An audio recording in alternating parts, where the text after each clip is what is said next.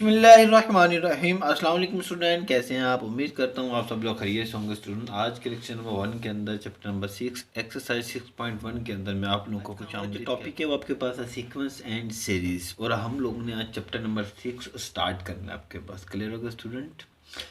Previous lecture में हम लोगों ने चैप्टर नंबर 5 पार्शियल फ्रैक्शन को क्या किया था, वाइंड अप किया था। तो इस लेक्चर के अंदर हम लोगों ने सबसे पहले तो स्टडी करना है कि आपके पास सीक्वेंस क्या होता है। आपके पास समझ आ रही है इस बात की?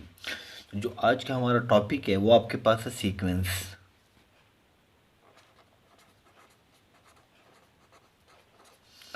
ठीक है स्टूडेंट, अब सीक्वेंस आपके पास क्या होता है? सीक्वेंस एक अरेंजमेंट को कहते हैं, सीक्वेंस एक ऑर्डर को कहते हैं। आपके पास समझ आ रही है इस बात की? सीक्वेंस एक लिस्ट ऑफ नंबर्स को कहते हैं। आपके पास समझ आ डेफिनेशन आपके पास student, a sequence is a function whose domain is a subset of the set of natural number। आपके पास सीक्वेंस की जो डेफिनेशन है, अ सीक्वेंस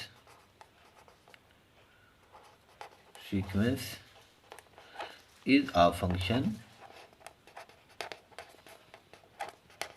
whose domain, ठीक है, उसकी जो डोमेन है, whose domain is a subset, set नहीं, सबसेट ऑफ नेचुरल नंबर।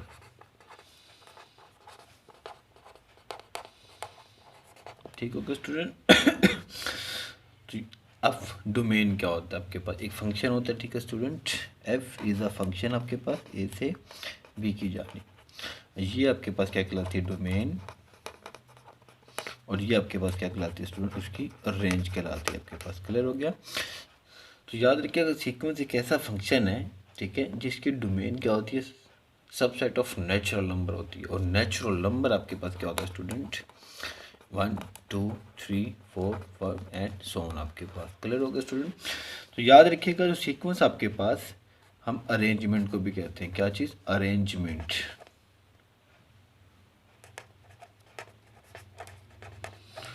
हम लिस्ट ऑफ नंबर्स भी कहते हैं कि, ठीक है, नंबर्स की जो लिस्टिंग है वो आपके पास ऑर्डर के अंदर, वो भी आपके पास क्या कहलाती है, सीक्वेंस कहलाती है। ठीक हो गया?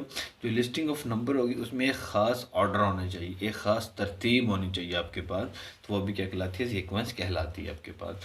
तो सीक्वेंस की जो रिप्रेजेंटेशन आपके पास, वो आपके पास है ए एन। हम इसको वैसे भी लिख देते थे और सिंपल भी लिख देते हैं ए एन आपके पास। ये क्या है, सीक्वेंस की रिप्रेजेंटेशन आपके पास। ज़रूरी नहीं है ए एन ही लेंगे, अब ए एन की जगह पे कुछ भी ले सकते हैं, A N, B N, S N, T N. ठीक है स्टूडेंट? तो सीक्वेंस कहलाती है आपके पास। समझ आ रही है इस बात की? तो अब ज़रा गौर कीजिएगा, ये आपके पास क्या, A1, A2, A3, A4 and so on आपके पास। A1 आपके पास क्या होती है, फर्स्ट टर्म। कौन सी? फर्स्ट टर्म आपके पास। समझ आ रही है? A2 आपके पास क्या होगी, सेकंड टर्म। A3 आपके पास क्या होगी, थर्ड टर्म। और A4 क्या होगी आपके पास, फोर्थ टर्म आपके पास। समझ आ रही है इस बात की स्टूडेंट? तो इसी तरह आपका सोन चलता जाएगा, और जो लास्ट में होती है ए एन, वो आपके पास होगी nth टर्म कहलाएगी आपके पास।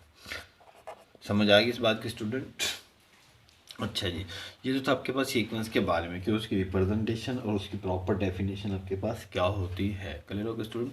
अब हम नेक्स्ट मूव करते हैं अपने टाइप्स की तरफ। आपके पास आपसे कह दिया जाता है कि आपसे पूछ लेता है क्या रियल सीक्वेंस क्या होती है। क्या चीज़ स्टूडेंट? Real sequence. अब रियल सीक्वेंस ऐसी सीक्वेंस होती है जिसकी डोमेन सारी की सारी और उसकी रेंज भी क्या हो, और रियल नंबर पे डिपेंड करे। आपके पास समझ आ रही है कि जो एक सीक्वेंस है उसके सारे के सारे मेंबर, ठीक है, क्या हो आपके पास, रियल हो, उसे हम क्या कहते हैं, रियल सीक्वेंस कहते हैं। यानी कि कोई भी नंबर आपका कॉम्प्लेक्स नंबर में नहीं जाना चाहिए आपके पास। समझ आ रही? और रियल सीक्वेंस कहलाती है आपके पास। क्लियर हो गया स्टूडेंट? रियल सीक्वेंस की डेफिनेशन क्या, if all the number of a sequence are real number then it is called real sequence आपके पास। ठीक हो गया? अब यहाँ पे लिख सकते हैं, इफ ऑल द टर्म्स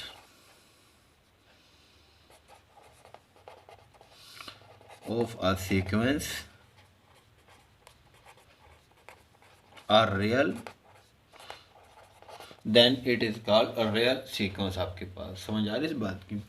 तो आगे याद रखिएगा, सीक्वेंस को हम प्रोग्रेशन भी कहते हैं स्टूडेंट। क्या कहते हैं? सीक्वेंस को हम प्रोग्रेशन भी कहते हैं आपके पास। और मैंने अभी आपको बताया इसको अरेंजमेंट भी कहते हैं और इसको order of list of number भी कहते हैं आपके पास। अब सीक्वेंस की जो टाइप्स हैं ना बेसिकली यूज़ की जाती है इंपॉर्टेंट टाइप्स, वो आपके पास एक इनफिनाइट और दूसरी आपके पास क्या फिनाइट सीक्वेंस। समझ आ रही इस बात की? दो टाइप्स हैं इसकी आपके पास, एक है इनफिनाइट और दूसरे आपके पास क्या है? फिनाइट सीक्वेंस आपके पास। समझ आ रही इस बात की स्टूडेंट?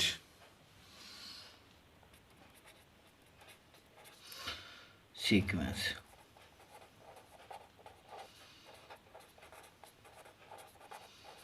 जी आप लोगों ने पढ़ा हुआ है, इनफिनाइट का मतलब होता है अनकाउंटेबल। ठीक है, इनफिनाइट का मतलब क्या होता है? अनकाउंटेबल, इनको हम काउंट ना कर सकें। और ये क्या होता है? काउंटेबल। समझ आ रही इस बात की? मतलब जिस ऐसी सीक्वेंस जिसकी टर्म क्या होगी? फिनाइट होगी आपके पास, वो फिनाइट सीक्वेंस होंगी। और जिसकी टर्म इनफिनाइट होंगी आपके पास, वो क्या होगी? Infinite sequence. मतलब जिसकी लास्ट टर्म का आपको नहीं पता वो इनफिनाइट होगी, और जिसकी लास्ट टर्म का आपको पता होगा वो आपके पास क्या होगी? फिनाइट सीक्वेंस होगी। आप इनकी एग्जांपल ले सकते हैं। ठीक है, मे बी आपको सीक्वेंस ले लेंगे 1 2 3 4 एंड तक 100 और 1 2 3 4 एंड सो ऑन आपके पास।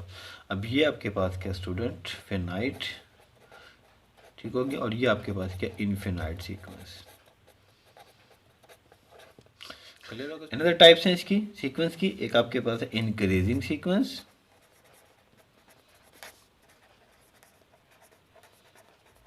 और दूसरी आपके पास क्या? Decreasing sequence.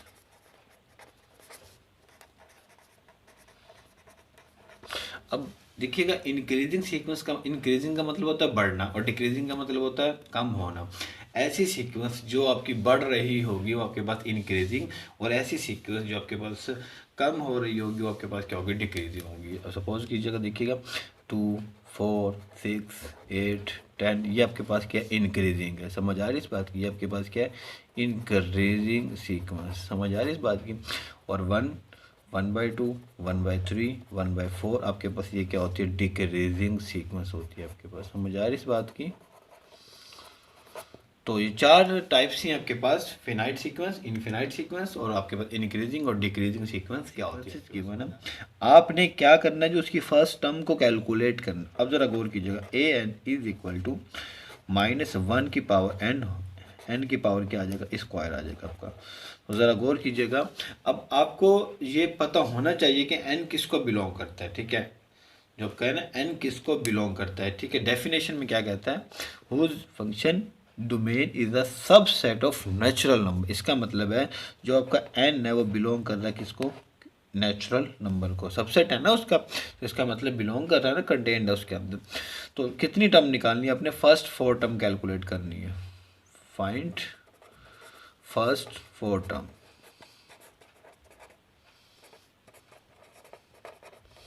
क्लियर होगा स्टूडेंट? अब देखिए, फर्स्ट 4 टर्म के लिए अपने पहली टर्म के लिए n इज इक्वल टू 1। ठीक है, अब इसमें जहाँ जहाँ पे n है वहाँ पे क्या करते हैं? 1 पुट कर दें। a1 इज इक्वल टू -1 की पावर 1, 1 की power 2 is equal to -1, 1 answer क्या आ गया आपके पास? -1 आ गया। क्लियर होगा स्टूडेंट?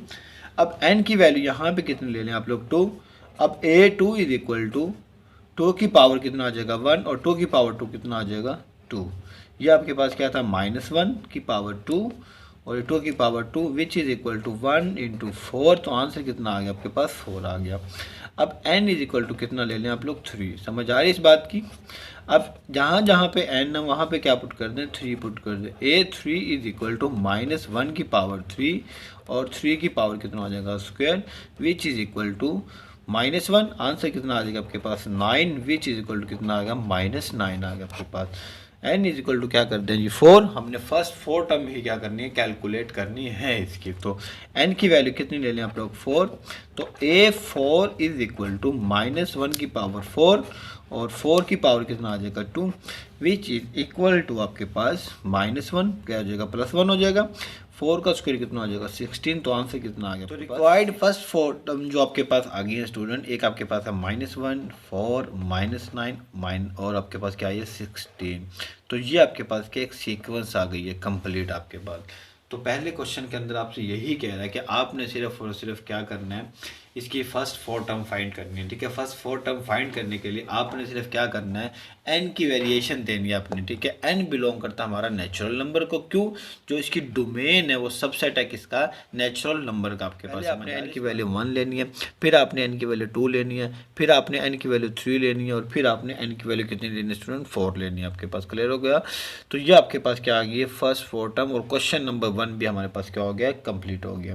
अब हम इसका एक अनदर पार्ट लेते हैं और उसको solve. A n is equal to 1 over a plus n minus 1 d आपके पास। तो आपने क्या करना है, जिसकी फर्स्ट 4 टर्म कैलकुलेट करनी है। तो फर्स्ट 4 टर्म कैलकुलेट करने के लिए आपने सिर्फ क्या करना है जी, वेरिएशन डालनी। कितनी, एन की वैल्यू 1 2 3 4। अगर वो आपको 4 कह रहा है तो 4 निकाल लें, अगर वो 5 कह रहा है तो 5 निकाल लें, 6 कह रहा है तो 6 निकाल लें। ठीक है, अब पहले n की वैल्यू क्या पुट करेंगे आप लोग, 1 पुट करेंगे।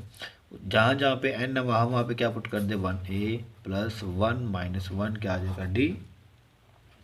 तो इसका जो आंसर बनेगा आपके पास स्टूडेंट 1 ओवर a प्लस 0, तो आंसर क्या आ गया, 1 ओवर a आ गया आपके पास। अब n की वैल्यू हम केवल क्या लेंगे, 2।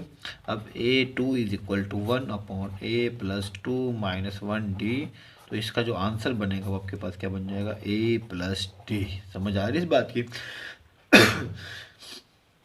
n की वैल्यू 3 ले लेंगे आप लोग, a3 is equal to 1 upon a plus 3 minus 1 d, तो which is equal to a plus 2d। ठीक है स्टूडेंट, n की वैल्यू कितनी ले लें आप लोग, 4।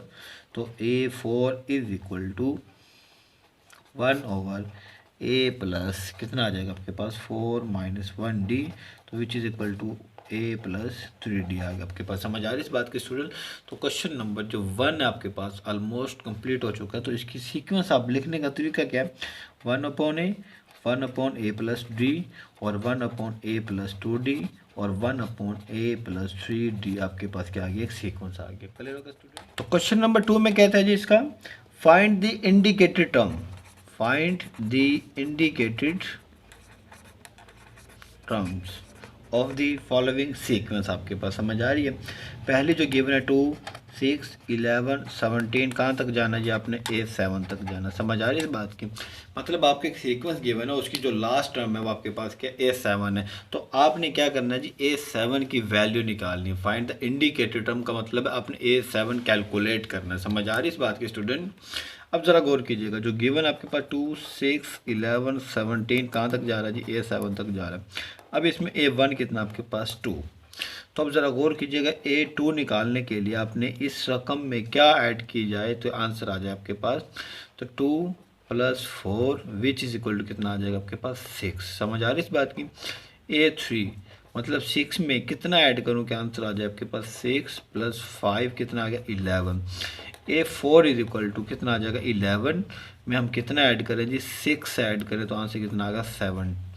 A5 आ जाएगा जी 17 प्लस 6 के बाद क्या आएगा जी 7। क्यों, एक सीक्वेंस आ गई है, 4 4 के बाद 5 5 के बाद 6 6 के बाद 7, तो ये बन जाएगा 24।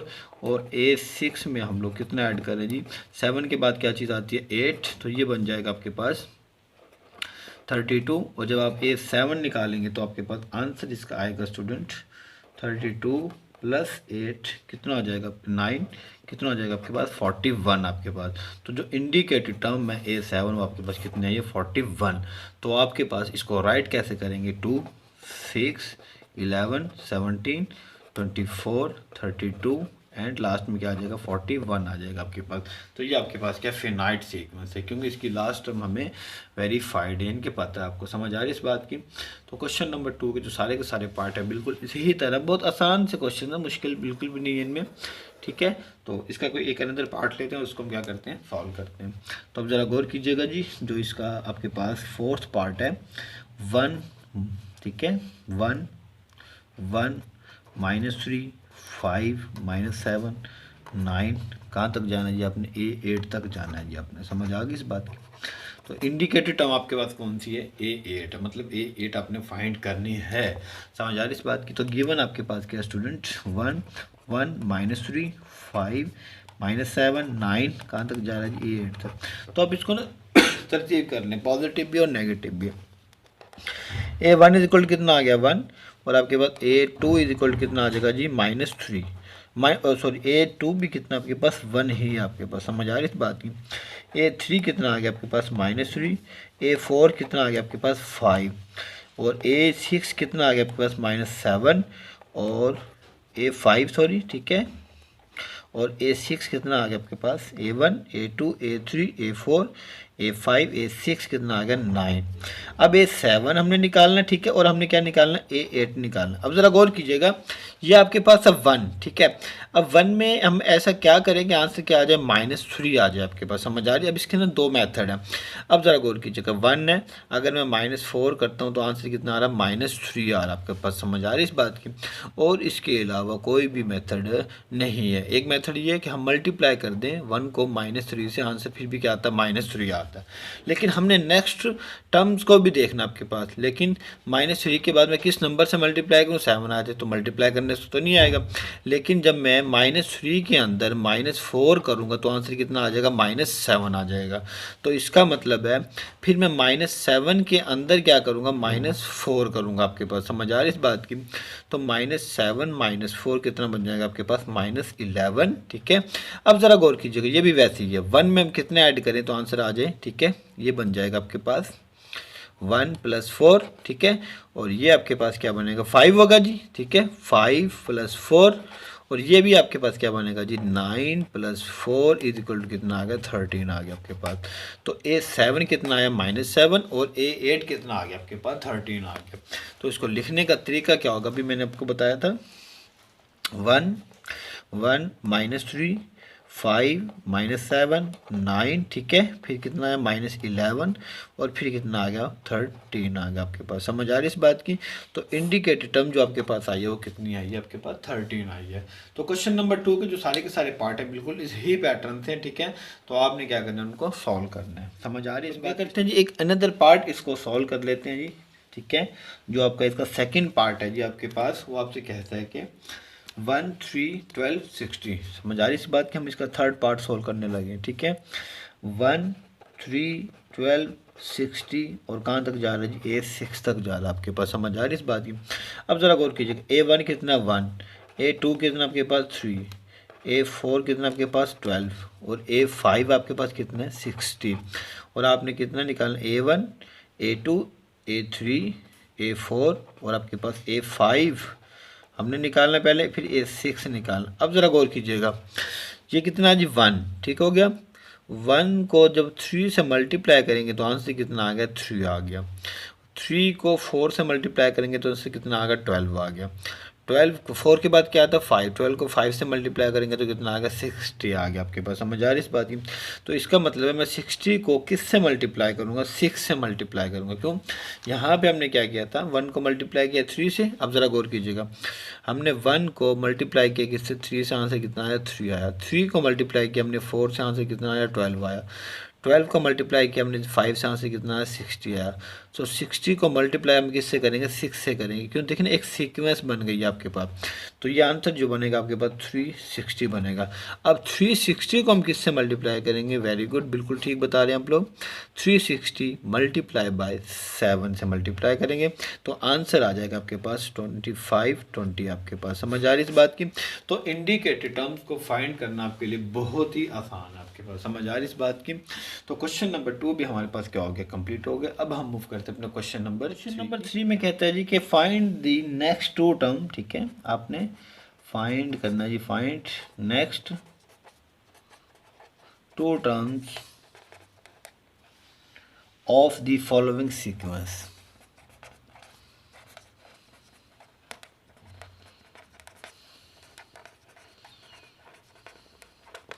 समझ आ गई इस बात की। अब सीक्वेंस आपके पास क्या क्वेश्चन नंबर 1 में क्या कहता है, फर्स्ट 4 टर्म फाइंड करें। क्वेश्चन नंबर 2 में क्या कहता है, इंडिकेटेड टर्म फाइंड करनी है। और क्वेश्चन नंबर 3 में आपसे कहता है जी फाइंड द नेक्स्ट 2 टर्म आपके पास, समझ आ रही इस बात की। अब क्वेश्चन नंबर जो फर्स्ट पार्ट गिवन है 3 का, वो आपसे कहता है 7 9 12 16, और 2 टर्म आपने इसकी कैलकुलेट करनी है।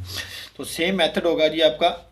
आपने कोशिश यही करनी कि एक तरतीब फाइंड करनी है, एक अरेंजमेंट फाइंड करनी है, एक ऑर्डर फाइंड करना आपने इन टर्म्स के दरमियान। तो देन आप इजीली अपने सीक्वेंस की टर्म्स को कैलकुलेट कर सकते हैं। तो अब ज़रा गौर कीजिएगा, पहली टर्म आपके पास होती है A1 को 7 कहते हैं जी। अब ज़रा गौर कीजिएगा, ठीक है, ये 7 है, ये आपके पास कितना 9 है। तो जब हम सेकंड टर्म निकालेंगे तो 7 प्लस कितना आ जाएगा 2 इज इक्वल टू कितना आ जाएगा 9।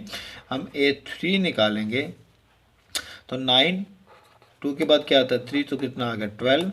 जब हम A4 निकालेंगे 12 प्लस 4 कितना आ गया जी 16। हम A5 निकालेंगे जी 16 प्लस 5 कितना हो जाएगा 21। और हम A6 निकालेंगे जी 21 plus 6 which is equal to 27 आपके पास। समझ आ गई इस बात की स्टूडेंट? तो नेक्स्ट टू टर्म आपके पास कौन सी है 21 और 27 आपके पास। समझ आ रही इस बात की?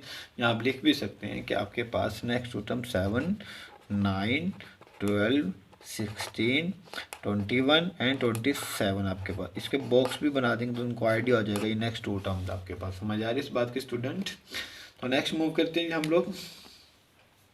इसका जो सेकंड पार्ट है आपके पास वो आपसे कहता है जी 1, 3, 7, 15, ठीक है, और आपके पास है 31।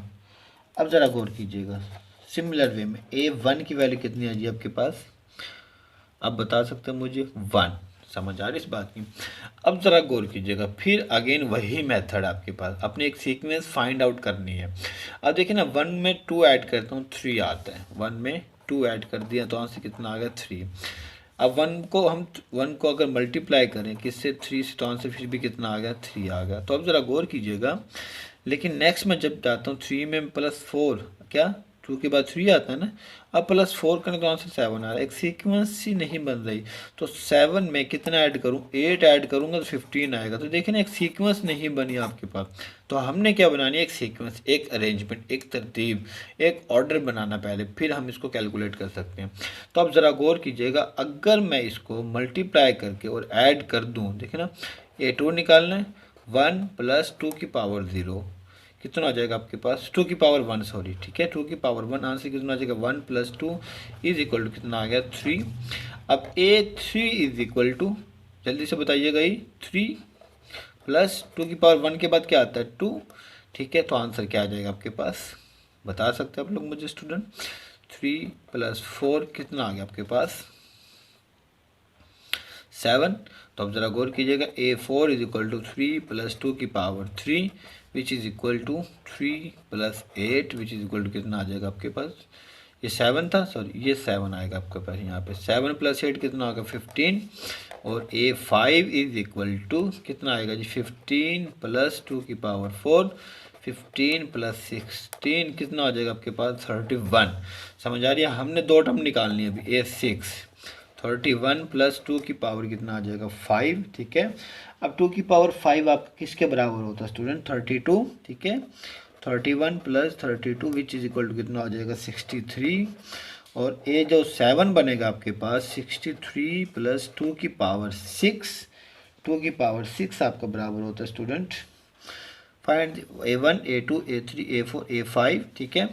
और नेक्स्ट टू टर्म निकालनी थी A1 31, A6 आ गया 63, और हमने जो A7 2 की पावर 6 किसके बराबर होता है 64 के बराबर होता है 63 + 64 विच इज इक्वल टू कितना आ जाएगा 7, 127 आपके पास। तो नेक्स्ट जो टू टर्म बनी वो आपके पास क्या बनी है 127 एंड 63 आपके पास। समझ आ गई इस बात की स्टूडेंट? तो बहुत आसान सी कैलकुलेशन है, जस्ट आपने क्या करना है इसमें एक ऑर्डर कैलकुलेट करना है।